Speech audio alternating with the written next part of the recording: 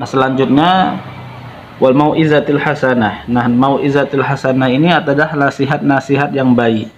Nasihat yang baik itu terdiri dari lafaz bentuk nasihat itu baik. Lafaz nasihat daripada yang mau kita sampaikan itu sikap kita menyampaikannya baik. Kemudian setelah sikap kita menyampaikannya dengan baik, juga tidak menyepelekan orang lain yang kita ajak, yang kita beri nasihat. Maka dakwah itu memang dia harus tidak terlepas dari bil hikmah dan mau'izatil hasanah, sehingga orang yang menerima dakwah itu akan tertarik dengan materi dakwah yang kita sampaikan, karena dia melihat metode dan cara kita menyampaikan dakwah. Nah, Imam Al-Haddad melalui risalah ini juga termotivasi daripada ayat ini. Kemudian wa idz akhadzallahu mitsaqal ladzi utul kitab litubayyinannati linnas wala taktumunahu.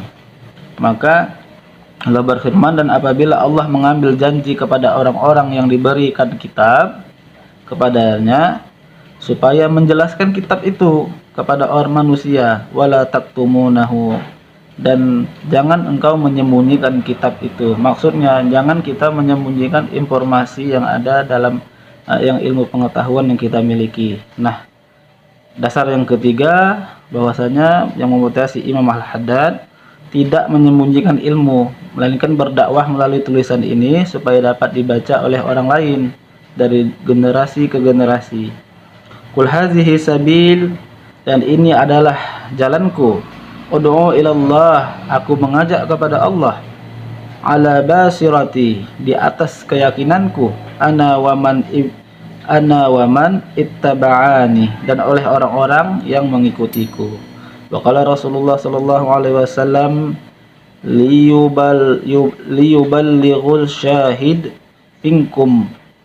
minkumul ghaib farubba hamil fikhi ila min huwa aqahu minhu wa rubba hamilu fikhi laisa bi faqih. Maksudnya banyak orang yang menyampaikan berita, menyampaikan materi fikih misalnya kepada orang lain, yang mana orang lain itu lebih paham dengan materi fikih itu daripada orang yang menyampaikan. Warabu hamiluhu fikhi laisa bifaqih, dan ada juga orang yang membawa berita fikih itu tapi tidak ada orang yang paham. Maka kondisi dakwah kita itu kadang kita berdakwah menyampaikan ayat, menyampaikan hadis kepada jamaah yang mana jamaah itu lebih paham daripada kita. Maka itu kita artikan sebagai bentuk mengingatkan, menasehati. Kemudian ada juga kita memberikan ceramah ataupun materi fikih ataupun materi lainnya yang tentang agama kepada orang yang memang tidak mengetahui ilmu itu. Maka itu disebut mengajari, membimbing atau menasihati. Maka daripada itu kondisi dakwah ini juga sudah, maksud Imam Al-Haddad mengutip ini, menjelaskan ini adalah bahwasanya bagi orang yang sudah memahami ilmu ini, maka ini dapat dikatakan sebagai untuk memperkaya atau mengingat, merefresh kembali pemikiran, pemahaman. Nah, atau bagi kita yang belum sama sekali memahami materi ini, ya mungkin menjadi satu kebutuhan bagi kita dan menambah informasi pemahaman kita terhadap ayat atau fikih materi yang diajarkan, terutama yang dituliskan oleh Imam Al-Haddad ini.